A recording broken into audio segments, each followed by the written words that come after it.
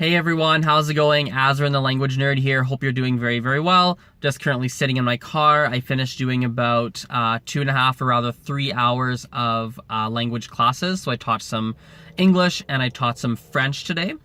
And something was really standing out, especially from one of the last lesson that I just ran, which is the importance of becoming obsessed. And I want to say quote unquote obsessed if you are trying to achieve a super duper fluent level in whatever language you're trying to learn. So if you want to be so strong in that language that you can sound basically like a native speaker, you know thousands upon thousands upon thousands of words about a whole variety of different topics, you can communicate with like barely even thinking about it, like it's super automatic, this, that, the other thing, etc. If you really want to be so good that you basically may as well be a native speaker, if you want to achieve that kind of level, you need to become obsessed with the language that you are studying, right? And obsessed, what do I mean by that? Let's define this a little bit further.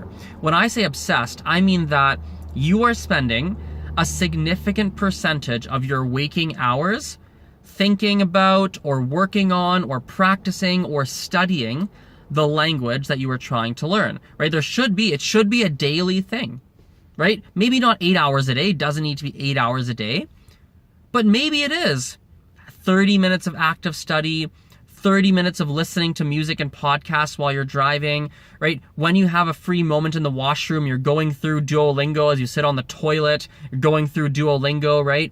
Right? When you see someone, when you happen to meet someone who speaks the language, you take the opportunity to practice that language with them, ask them questions. You're part of online forums. You use italki. You're doing language exchanges.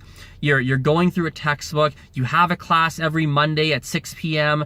That's what I mean, right? That it really has become something that is ingrained or something that is now a significant part of your life, right? I think a good analogy I can make with this is music, right? Because I used to play trumpet when I was back in junior high school and in high school. I played the trumpet.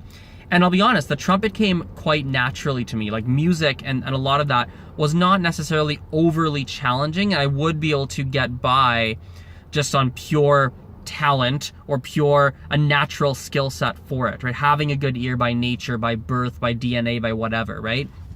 But what happened is that, you know, at a certain point, your talent or your natural skill set only takes you so far. Because me, I didn't practice every day. I literally played in band class at school. I played the trumpet, but I rarely took the trumpet home. I rarely practiced on a regular basis. Like I'd practice every now and then enough to kind of get by and, you know, but that was it. It was not necessarily ingrained in my life. It was something that I did at school and I left it at school for the most part, right? For the most part. I would practice sometimes, but again, not a lot.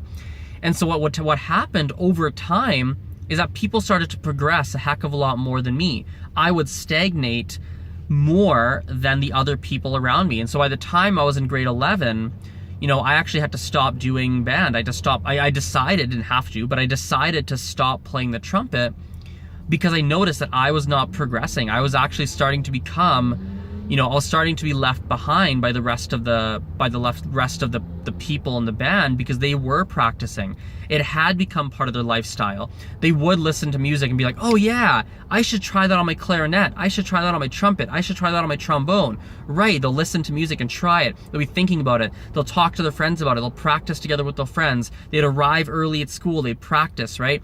They'd listen to stuff. They would ask the teacher for advice. They would go to extra classes. They would do this. They'd clean their instrument at home. They spent time with it. They practiced on their mouthpiece. It was a part of their lifestyle. It had become something that was like they just did, right? Just like going to the gym, some people just go regularly. This is what they do. For people who want to get to that super fluent level, it has to become woven, or it has to become completely stitched into the fabric of your life. It almost has to be like people look at you and they go, he's working on that language. Everyone knows. It's just something that's so present within you, that's somewhere always running in the back of your mind. That it's something that has to happen that way.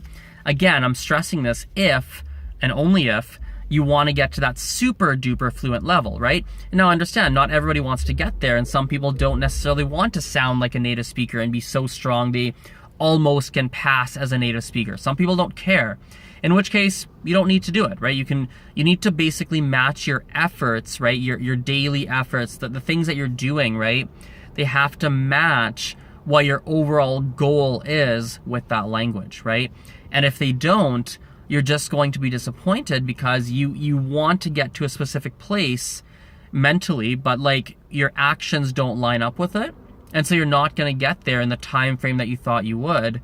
And then that just leads you to feeling really frustrated. And it's actually one of the reasons as to why many people quit and stop studying the language or languages that that they were working on, because they just had unrealistic expectations for the time and the efforts that they were putting into that language. So something I wanted to come on and say, because it was something that was really standing out to me as I was teaching today. But yeah, let's wrap the video up there. Thank you for listening. Thanks for watching, rather. I appreciate your attention. Appreciate your ears. You guys rock. You're the best. And we will talk later. Bye for now, guys. See ya.